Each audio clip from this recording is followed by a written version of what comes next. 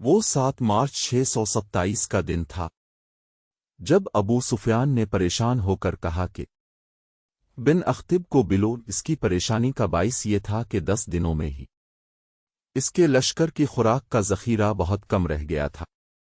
سپاہیوں نے قرب و جوار کی بستیوں میں لوٹ مار کر کے کچھ خوراک تو حاصل کر لی تھی، لیکن اس ریگزار میں لوگوں کے گھروں میں بھی خوراک کا کوئی ذخیرہ نہیں ہوتا تھا۔ قریش کے لشکر میں بددلی پھیلنے لگی۔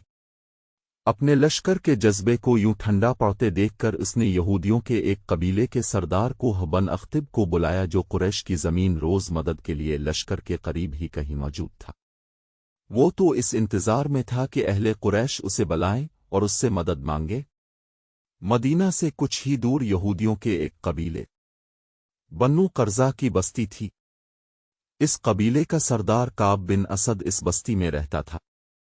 اس رات جب وہ گہری نیند سویا ہوا تھا، دروازے پر بڑی زور کی دستک سے اس کی آنکھ کھل گئی۔ اس نے اپنے غلام کو آواز دے کر کہا، دیکھو باہر کون ہے؟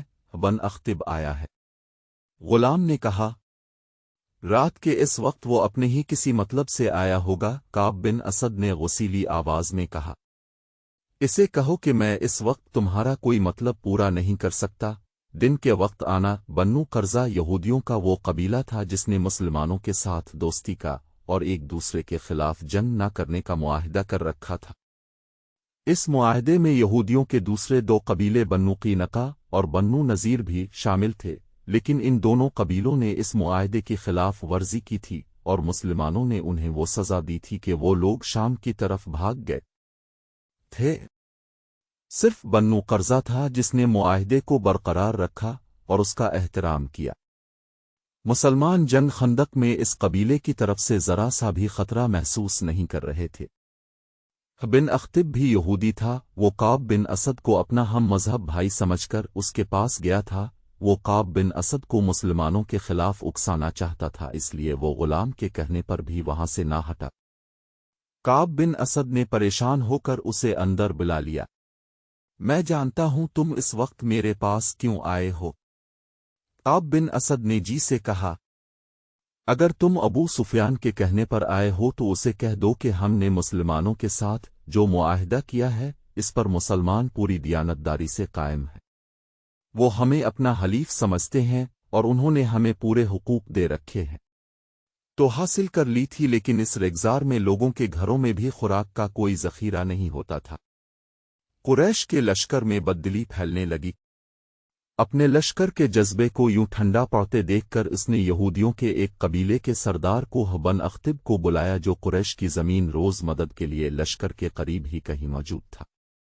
وہ تو اس انتظار میں تھا کہ اہل قریش اسے بلائیں اور اس سے مدد مانگے۔ مدینہ سے کچھ ہی دور یہودیوں کے ایک قبیلے بنو قرظہ کی بستی تھی۔ اس قبیلے کا سردار کعب بن اسد اس بستی میں رہتا تھا۔ اس رات جب وہ گہری نیند سویا ہوا تھا، دروازے پر بڑی زور کی دستک سے اس کی آنکھ کھل گئی۔ اس نے اپنے غلام کو آواز دے کر کہا، دیکھو باہر کون ہے؟ بن اختب آیا ہے۔ غلام نے کہا، رات کے اس وقت وہ اپنے ہی کسی مطلب سے آیا ہوگا۔ کعب بن اسد نے غصیلی آواز میں کہا، اسے کہو کہ میں اس وقت تمہارا کوئی مطلب پورا نہیں کر سکتا۔ دن کے وقت آنا۔ بنو قرظہ یہودیوں کا وہ قبیلہ تھا جس نے مسلمانوں کے ساتھ دوستی کا اور ایک دوسرے کے خلاف جنگ نہ کرنے کا معاہدہ کر رکھا تھا۔ اس معاہدے میں یہودیوں کے دوسرے 2 قبیلے بنو قینقاع اور بنو نذیر بھی شامل تھے، لیکن ان دونوں قبیلوں نے اس معاہدے کی خلاف ورزی کی تھی اور مسلمانوں نے انہیں وہ سزا دی تھی کہ وہ لوگ شام کی طرف بھاگ گئے تھے۔ صرف بنو قرظہ تھا جس نے معاہدے کو برقرار رکھا اور اس کا احترام کیا۔ مسلمان جنگ خندق میں اس قبیلے کی طرف سے ذرا سا بھی خطرہ محسوس نہیں کر رہے تھے۔ بن اختب بھی یہودی تھا۔ وہ کعب بن اسد کو اپنا ہم مذہب بھائی سمجھ کر اس کے پاس گیا تھا۔ وہ کعب بن اسد کو مسلمانوں کے خلاف اکسانا چاہتا تھا، اس لیے وہ غلام کے کہنے پر بھی وہاں سے نہ ہٹا۔ کعب بن اسد نے پریشان ہو کر اسے اندر بلا لیا۔ میں جانتا ہوں تم اس وقت میرے پاس کیوں آئے ہو۔ کعب بن اسد نے جی سے کہا، اگر تم ابو سفیان کے کہنے پر آئے ہو تو اسے کہہ دو کہ ہم نے مسلمانوں کے ساتھ जो मुआहदा किया है इस पर मुसलमान पूरी दियानतदारी से कायम है। वो हमें अपना हलीफ समझते हैं और उन्होंने हमें पूरे हुकूक दे रखे हैं। ऊब बिन असद होश में आ बिन अख्तिब ने कहा, बन्नू कीनका और बन्नू नज़ीर का अंजाम देख ले। मुसलमानों की शिकस्त मुझे साफ नजर आ रही है। खुदाए हुदा की किस्म 10,000 का लश्कर मुसलमानों को कुचल डालेगा। फिर ये मुसलमान तुम पर टूट पड़ेंगे कि यहूदियों ने उन्हें शिकस्त दिलाई है। तुम चाहते क्या होगी? काब बिन असद ने पूछा। कुरैश के लश्कर का एक हिस्सा पहाड़ों के पीछे से तुम्हारे पास पहुंच जाएगा। ने कहा, तुम्हारी मौजूदगी में ये सिपाही मुसलमानों पर अकब से हमला नहीं कर सकते।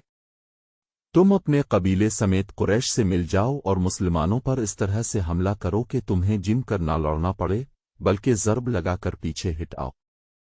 इससे कुरैश को ये फायदा होगा कि मुसलमानों की तवज्जो खंदक से हट जाएगी और कुरैश का लश्कर खंदक को उबूर कर लेगा। अगर मैं तुम्हारी बात मान लूं और हमारा हमला वो काम न कर सके जो तुम चाहते हो, तो जानते हो मुसलमान हमारे साथ क्या सलूक करेंगे। काब बिन असद ने कहा, तुम मुसलमानों के कहर गज़ब से वाकिफ हो। क्या बन्नू कीनका और बन्नू नज़ीर का कोई एक भी यहूदी तुम्हें यहां नजर आता है? अबू सुफियान ने सब कुछ सोचकर तुम्हें मुआहदे की दावत दी है। बिन अख्तिब ने कहा, अगर मुसलमानों का कहर व गज़ब तुम पर गिरने लगा तो कुरैश के लश्कर का एक हिस्सा तुम्हारे कबीले की हिफाजत के लिए शेखियन और लावा की पहाड़ियों में मौजूद रहेगा। वो शब खून मारने वाले तजर्बाकार सिपाहियों का लश्कर होगा जो मुसलमानों को तुम्हारी तरफ आंख उठाकर भी देखने की मोहलत नहीं देंगे। तुम मुझे इतने बड़े खतरे में डाल रहे हो जो मेरे पूरे कबीले को तबाह कर देगा। काब बिन असद ने कहा, तुम्हारा कबीला तबाह हो या ना हो, अहले कुरैश इतनी कीमत देंगे जो तुमने कभी सोची भी ना होगी। जी ने कहा, या अपने ताउन की कीमत खुद बता दो। जो कहोगे, जिस शक्ल में मांगोगे तुम्हें कीमत मिल जाएगी और तुम्हारे कबीले को पूरा तहफ़्फ़ुज़ मिलेगा। मुसलमान अगले चंद दिनों में नीस्तो नाबूद हो जाएंगे। तुम इसका साथ दो। जो जिंदा रहेगा और जिसके हाथ में ताकत होगी। काब बिन असद आखिर यहूदी था, उसने ज़र्व जवाहरात के लालच में आकर बिन अख्तिब की बात मान ली। कुरैश का कोई सिपाही हमारी बस्ती के करीब न आए। काब बिन असद ने कहा, मुसलमानों पर मेरा कबीला शब खून मारता रहेगा। ये काम रात की तारीकी में किया जाएगा ताकि मुसलमानों को पता ही न चल सके कि शब खून मारने वाले बन्नू कर्जा के आदमी हैं। और अब ने होंठों पर हल्की सी मुस्कुराहट लाते हुए कहा, तुम देख रहे हो कि मैं यहां अकेला पड़ा हूं। मेरी रातें तन्हाई में गुजर रही हैं। आज की रात तन्हा गुजारो। टी ने कहा, कल तुम तन्हा नहीं होगे। मुझे 10 दिनों की मोहलत मिलनी चाहिए। काब बिन असद ने कहा, मुझे अपने कबीले को तैयार करना है। कुरैश और बन्नू कर्जा के दरमियान मुआहदा हो गया। साद बिन अकीक मामूली किस्म का एक जवान था जिसकी मदीना में कोई हैसियत नहीं थी। वो खंजर और तलवारें तेज करने का काम करता था। इसमें यह खूबी थी कि खुदा ने इसे आवाज पर सोज और सुरीली दी थी और वो शहसवार था। रातों को किसी महफिल में उसकी आवाज सुनाई देती थी तो लोग बाहर आकर उसका गाना सुना करते थे। कभी रात को वो जाता और अपनी तरंग में गाया करता था। उसने इस्लाम कबूल कर लिया था। एक रात वो पुरसोजले में शहर से दूर कहीं गा रहा था कि एक बड़ी खूबसूरत और जवान लड़की उसके सामने यूं आन खड़ी हुई जैसे कोई जिन अचुड़ैल इंसान के हुसैन रूप में आ गई हो। साद घबरा कर खामोश हो गया। इस आवाज से मुझे महरूम न कर जो मुझे घर से निकाल लाई है, लड़की ने कहा। मुझे देख के तो खामोश हो गया है तो मैं दूर चली जाती हूं। अपने नगमे का खून न कर। तेरी आवाज में ऐसा सोज है जैसे तो किसी के फिराक में नगमा सरा है। कौन है तो? साद ने कहा। अगर तो जिन्नात में से है तो बता दे। लड़की की जल तरंग जैसे हंसी सुनाई दी सहरा की शफाफ चांदनी। रात को वो शहर से बाहर चला। मुसलमान میں اس کی آنکھیں ہیروں کی طرح چمک رہی تھیں۔ میں بنو قرظہ کی ایک یہودی کی بیٹی ہوں، اور میں ہوں مذہب کو درمیان میں نالا ہودن نے کہا۔ نغموں کا کوئی مذہب نہیں ہوتا، میں تیرے لیے نہیں تیرے نغمے اور تیری آواز کے لیے آئی ہوں۔ سعد دوبارہ اپنی دھن میں گنگنانے لگا۔ ایک روز ہودن نے اسے کہا کہ سعد کافر قبول کرے تو وہ اس کے پاس آ جائے گی اور اسلام قبول کر لے گی۔ 2-3 روز ہی گزرے تھے کہ مدینہ کا محاصرہ آ گیا۔ سعد بن عتیق کا کام بڑھ گیا۔ اس کے پاس تلواریں، خنجر اور برچھیوں کی انیاں تیز کروانے والوں کا ہجوم رہنے لگا۔ وہ راتوں کو بھی کام کرتا تھا۔ ایک روز یہ ہودن اپنے باپ کی تلوار اٹھائے اس کے پاس آئے۔ تلوار تیز کرانے کے بہانے آئی ہوں، ہودن نے کہا۔ آج ہی رات یہاں سے نکلو ورنہ ہم کبھی نہ مل سکیں گے۔ کیا ہو گیا ہے؟ پرسوں شام میرے باپ نے مجھے کہا کہ قبیلے کے سردار کعب بن اسد کو میری ضرورت ہے، ہودن نے بتایا۔ باپ نے کئی بن خود کا نام بھی لیا تھا۔ میں کعب کے گھر چلی گئی۔ وہاں کئی کے علاوہ 2 اور آدمی بیٹھے ہوئے تھے۔ وہ اس طرح کی باتیں کر رہے تھے کہ مسلمانوں کے آخری دن آ گئے ہیں۔ کعب بن اسد کی بن اختب اور قریش کے درمیان اس لڑکی کی موجودگی میں معاہدہ ہوا اور مسلمانوں پر عقب حملوں کا منصوبہ طے ہوا۔ اس ہودن کو رات بھر کعب کے پاس گزارنی پڑی۔ صبح وہ اپنے گھر آ گئی۔ اسے مسلمانوں کے ساتھ کوئی دلچسپ نہ کے ساتھ تھی۔ اس کے کانوں میں یہ بات بھی پڑی تھی کہ کعب اسے بیوی آداشتہ کی سعد تھی، اس کی دلچسپیاں حیثیت سے اپنے پاس رکھ لے گا۔ سعد بن عتیق اس ہودن کی محبت کو تو بھول ہی گیا۔ اس نے ہودن کو گھر بھیج دیا اور ایک بزرگ مسلمان کو بتایا کہ کعب بن اسد نے کئی کے کہنے پہ قریش کے ساتھ معاہدہ کر لیا ہے۔ اس بزرگ نے یہ اطلاع اوپر پہنچا دید رسول اکرم کو بتایا گیا کہ بنو قرظہ نے بنو قینقہ اور بنو نذیر کی طرح اپنا معاہدہ توڑ دیا ہے۔ اب میں تم نے کعب بن اسد کے خلاف کوئی کارروائی کرنے سے پہلے یہ یقین کر لینا ضروری سمجھا کہ بنو قرظہ نے واقعی قریش کے ساتھ معاہدہ کیا ہے۔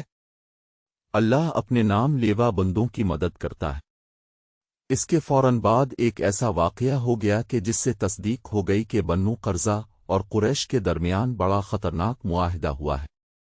واقعہ یوں ہوا، عورتوں اور بچوں کو شہر کے ان مکانوں اور چھوٹے چھوٹے قلعوں میں منتقل کر دیا گیا تھا جو خندق سے دور تھے۔ ایک ایسے ہی قلعے میں رسول اکرم کی پھوپھی صفیہ چند ایک عورتوں اور بہت سے بچوں کے ساتھ مقیم تھیں۔ ایک روز صفیہ قلعے کی فصیل پر گھوم پھر رہی تھیں کہ انہوں نے نیچے دیکھا ایک آدمی دیوار کے ساتھ ساتھ مشکوک سی چال چلتا جا رہا تھا۔ وہ کہیں رکتا، دیوار کو دیکھتا اور آگے چل پڑتا۔ صفیہ اسے چھپ کر دیکھنے لگیں۔ صاف پتہ چلتا تھا کہ یہ آدمی قلعہ کے اندر آنے کا کوئی راستہ ذریعہ دیکھ رہا ہے۔ صفیہ کو اس وجہ سے بھی اس آدمی پر شک ہوا کہ شہر کے تمام آدمی خندق کے قریب مورچہ بند تھے یا جنگ کے کسی اور کام میں مصروف تھے۔ اگر یہ کوئی اپنا آدمی ہوتا اور کسی کام سے آیا ہوتا تو دروازے پر دستک دیتا۔ قلعے میں عورتوں اور بچوں کے ساتھ صرف ایک مرد تھا۔ یہ تھے عرب کے مشہور شاعر حسان بن ثابت۔ صفیہ نے حسان سے کہا کہ نیچے ایک آدمی مشکوک انداز سے دیوار کے ساتھ ساتھ جا رہا ہے، مجھے شک ہے کہ وہ یہودی ہے۔ صفیہ نے حسان سے کہا، تم جانتے ہو حسان، بنو قرظہ نے دوستی کا معاہدہ توڑ دیا ہے۔ یہ شخص مجھے یہودیوں کا مخبر معلوم ہوتا ہے۔ بنو قرظہ ہم پر عقب سے حملہ کریں گے تاکہ ہمارے مردوں کی توجہ خندق کی طرف سے ہٹ جائے اور وہ پیچھے آ جائیں۔ یہودیوں کے پاس ہمارے مردوں کو مورچوں سے نکال کر پیچھے لانے کا یہ طریقہ کارآمد ہوگا کہ وہ ان قلعوں پر حملے شروع کر دیں جن میں عورتیں اور بچے ہیں۔ نیچے جاؤ حسان، اللہ تمہارا نگہبان ہو، اس شخص کو للکارو۔ اگر وہ واقعی یہودی ہو تو اسے قتل کر دو۔ خیال رکھنا کہ اس کے ہاتھ میں برچھی ہے اور اس کے چنے کے اندر تلوار بھی ہوگی۔ اے عظیم خاتون، حسان شاعر نے کہا، کیا اب نہیں جانتی کہ میں بیمار ہوں؟ اگر مجھ میں ذرا سی طاقت بھی ہوتی تو اس وقت میں میدان جنگ میں ہوتا۔ مورخ ابن حشام اور ابن قطبہ نے لکھا ہے کہ عرب کے عظیم شاعر کا یہ جواب سن کر رسول اکر کی پھوپھی صفیہ خود اس مشکوک آدمی کو پکڑنے مارنے کے لیے چل پڑیں، لیکن یہ نہ دیکھا کہ ایک مسلح مرد کے مقابلے میں جاتے ہوئے ان کے ہاتھ میں کون سا ہتھیار ہے۔ وہ جلدی میں جو ہتھیار لے کر گئیں وہ برچھی نہیں تھی، تلوار نہیں تھی، وہ ایک ڈنڈا تھا۔ صفیہ دوڑتی ہوئی باہر نکلیں اور اس مشکوک آدمی کے پیچھے جا رکیں، جو دیوار کے ساتھ کھڑا اوپر دیکھ رہا تھا۔ کون ہے تو؟ صفیہ انی اسے للکارا۔ مشکوک آدمی نے بدک کر پیچھے دیکھا۔ اگر وہ کسی غلط نیت سے نہ آیا ہوتا تو اس کا انداز کچھ اور ہوتا، مگر اس نے برچھی تان لی۔ صفیہ نے اس کا چہرہ دیکھا تو کوئی شک نہ رہا، وہ یہودی تھا اور وہ بنو قرظہ کا ہی ہو سکتا تھا۔ اسے یقین تھا کہ ایک عورت، وہ بھی ایک ڈنڈے سے مسلح، اس کا کچھ نہیں بگاڑ سکے گی۔ تجھ پر خدا کی لعنت، صفیہ نے للکار کر کہا، کیا تو بنو قرظہ کا مخبر نہیں ہے؟ اب کی پھوپھی یہاں سے چلی جا۔ یہودی نے کہا، کیا تو میرے ہاتھوں مرنے آئی ہے؟ ہاں، میں بنو قرظہ کا آدمی ہوں، پھر تو یہاں سے زندہ نہیں جائے گا۔ یہودی نے قہقہا لگایا اور بڑھ کر برچھی ماری۔ جس تیزی سے برچھی آئی تھی، اس سے زیادہ تیزی سے صفیہ ایک طرف ہو گئی۔ یہودی کا وار خالی گیا تو وہ سنبھل نہ سکا۔ وہ آگے کو جھکا اور اپنے بڑھتے ہوئے قدموں کو روک نہ سکا۔ صفا نے پوری طاقت سے اس کے سر پر ڈنڈا مارا۔ ایک عورت کے بازو میں خدا کا قہر آ گیا تھا۔ یہودی ٹرک کر سیدھا ہوا لیکن اس کا سر ڈولنے لگا۔ صفیہ نے اسے سنبھلنے کا موقع نہ دیا اور اس کے سر پر پہلے سے زیادہ زور سے ڈنڈا مارا۔ اب یہودی کھڑا نہ رہ سکا، اس کے ہاتھ سے برچھی گری، پھر اس کے گٹنے زمین سے لگے۔ صفیہ نے اس کے سر پر، جس سے خون بہہ کر اس کے کپڑوں کو لال کر رہا تھا، ایک اور ڈنڈا مارا۔ وہ جب بے ہوش ہو کر لڑک گیا تو صفیہ اس کے سر پر ہی ڈنڈے مارتی چلی گئی، جیسے زہریلے ناگ کا سر کچل رہی ہو۔ صفیہ نے اس وقت ہاتھ روکا جب یہودی کی کھوپڑی کچلی گئی اور اس کا جسم بے حس ہو گیا۔ صفیہ قلعہ میں چلی گئی۔ حسان صفیہ نے اپنے شاعر حسان سے کہا، میں وہ کام کر آئی ہوں جو تمہیں کرنا تھا۔ اب جاؤ اور اس یہودی کے ہتھیار اٹھا لاؤ اور اس کے کپڑوں کے اندر جو کچھ ہے وہ بھی لے آؤ۔ میں عورت ہوں، کسی مرد کے کپڑوں کے اندر ہاتھ ڈالنا ایک عورت کے لیے مناسب نہیں۔ چاہو تو یہ مال غنیمت تم لے سکتے ہو، مجھے اس کی ضرورت نہیں۔ اللہ آپ کی عصمت و عفت کی حفاظت کرے۔ حسان نے شاعروں کی مسکراہٹ سے کہا، مال غنیمت کی ضرورت مجھے بھی نہیں ہے، اور میں اپنے اندر اتنی توانائی محسوس نہیں کرتا کہ یہ کام انجام دے سکوں۔ مورخین لکھتے ہیں کہ یہ خبر رسول کریم میم تک پہنچی تو اب منی تم کو پریشانی ہوئی۔ شہر میں خوراک کی کیفیت یہاں تک پہنچ گئی تھی کہ ہر فرد کو اس کی اصل ضرورت کی صرف 1/4 خوراک ملتی تھی۔ رسول کریم نے خدائے ذوالجلال سے مدد مانگی اور کوئی حکمت عملی سوچنے لگے۔ ادھر خندق کا محاذ سرگرم تھا۔ خالد کو اپنی اس وقت کی بے چینی اور بے تابی اچھی طرح یاد تھی۔ وہ خندق کے ساتھ ساتھ گھوڑا دوڑاتا اور کہیں سے خندق عبور کرنے کے طریقے سوچتا تھا۔ وہ مرد میدان تھا، لڑے بغیر واپس جانے کو اپنی توہین سمجھتا تھا، مگر وہاں لڑائی اس نوعیت کی ہو رہی تھی کہ قریش کے تیر انداز خاصی تعداد میں خندق کے اس مقام پر قریب آتے جہاں مسلمان مورچہ بند تھے۔ یہ سلا کی پہاڑی تھی۔ تیر انداز مسلمانوں پر تیر برساتے، مسلمان جوابی تیر اندازی کرتے۔ کبھی قریش کا کوئی تیر انداز جیش کسی اور جگہ گشتی سنتریوں پر تیر چلاتا، مگر مسلمانوں کا جیش فوراً پہنچ جاتا۔ رات کو مسلمان خندق پر سنتریوں کی تعداد میں اضافہ کر دیتے تھے اور قریش خندق سے دور پیچھے خیمہ گاہ میں چلے جاتے تھے۔ رسول کریم کو مدینہ میں خوراک کی قلت کا جو قحط کی صورت اختیار کرتی جا رہی تھی احساس تھا، وہاں اب کو یہ بھی معلوم تھا کہ قریش کا لشکر بھی نیم فاقہ کشی پر آ گیا ہے۔ یہ وہ کیفیت ہوتی ہے جو انسانوں کو ایک دوسرے کی شرائط ماننے پر اور معاہدوں اور سمجھوتوں پر مجبور کر دیتی ہے۔ کسی بھی تاریخ میں اس شخص کا نام نہیں لکھا جسے رسول کریم نے خفیہ طریقے سے قریش کے اتحادی غفان کے سالار اینیا کے پاس اس مقصد کے لیے بھیجا کہ اسے قریش کی دوستی ترک کرنے پر آمادہ کرے۔ اسے یہ نہیں کہا گیا تھا کہ وہ مسلمانوں کے ساتھ مل جائے۔ رسول کریم کا مقصد صرف یہ تھا کہ غفان اور اینیا رضامند ہو جائیں اور اپنے قبیلے کو واپس لے جائیں تو قریش کا لشکر 2000 نفری کی فوج سے محروم ہو جائے گا۔ یہ توقع بھی کی جا سکتی تھی کہ دوسرے قبائل بھی غفان کی تقلید میں قریش کے لشکر سے نکل جائیں گے۔ کیا محمد ہمیں زبانی معاہدے کی دعوت دے رہا ہے؟ سالار اینیا نے رسول خدا کے ایلیچی سے کہا، ہم نے یہاں تک آنے کا جو خرچ برداشت کیا ہے وہ کون دے گا؟ ہم گے رسول خدا کے ایلچی نے کہا، نبی کریم نے فرمایا ہے کہ تم لوگ اپنے قبیلے کو واپس لے جاؤ تو اس سال مدینہ میں کھجور کی جتنی پیداوار ہوگی اس کا تیسرا حصہ تم لے جانا، خود مدینہ آ جانا، پوری پیداوار دیکھ لینا اور اپنا حصہ اپنے ہاتھوں الگ کر کے لے جانا۔ سالار میدان جنگ میں لڑنے اور لڑانے والوں کی قیادت کرنے والا جنگجو تھا، لیکن غیر جنگی مسائل اور امور کو بہت کم سمجھتا تھا۔